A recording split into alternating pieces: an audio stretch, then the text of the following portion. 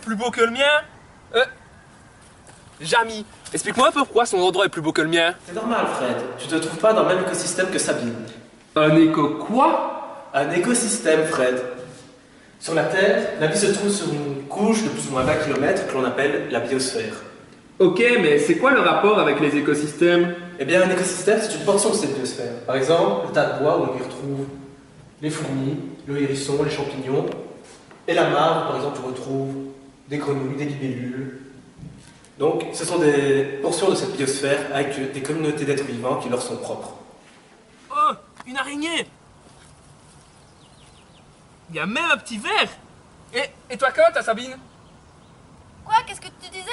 Je regardais une petite grenouille et j'ai vu aussi une libellule! Ah, mais c'est pas vrai, Jamy! Pourquoi elle a des meilleurs animaux que moi?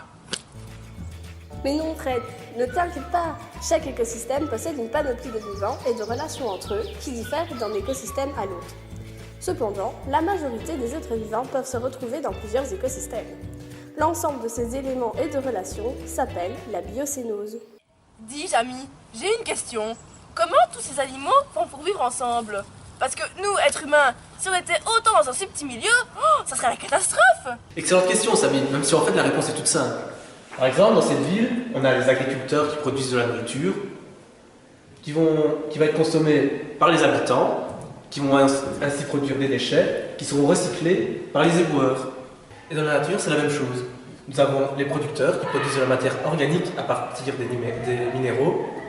Ici, ce sont nos agriculteurs. Cette matière organique va être consommée par les consommateurs. Donc ici, ce sont nos habitants. Et enfin, nous avons les décomposeurs qui vont recycler les déchets pour les transformer en matière minérale qui va être réutilisée par les producteurs. Donc ici, ce sont nos éboueurs. Et oui, Jamy, mais attention, il existe des sous-catégories de métiers. Chez les consommateurs, on en distingue 3 types. Premièrement, les herbivores, qui se nourrissent exclusivement de végétaux, comme cet éléphant ou encore ces mignons petits lapins. Secondement, les carnivores, qui se nourrissent, eux, d'herbivores, comme le grand requin blanc.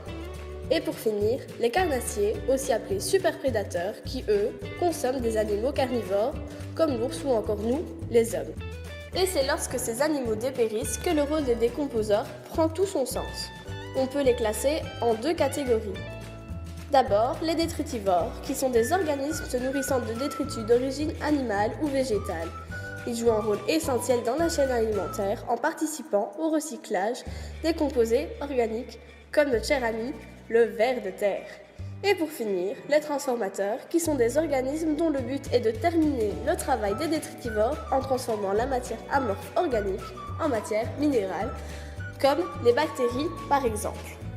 Alors Fred, Sabine, ça va mieux?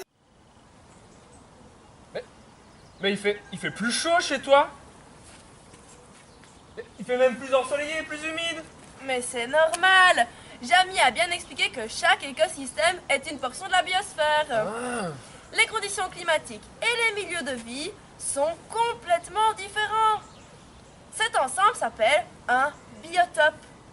Il fallait mieux choisir ton écosystème, Fred. Eh bien, c'est parfait, Sabine. Je n'ai même plus besoin de rester ici. Allez, je vous rejoins. Mais avant de résumer en vitesse, un écosystème est une partie de la biosphère qui comporte une biocénose avec une communauté d'êtres vivants en lien avec son milieu. Allez, c'est parti.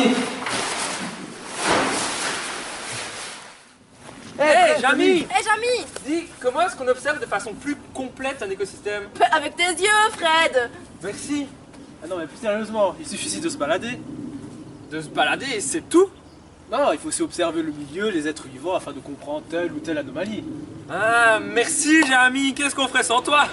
Allez, les gars, on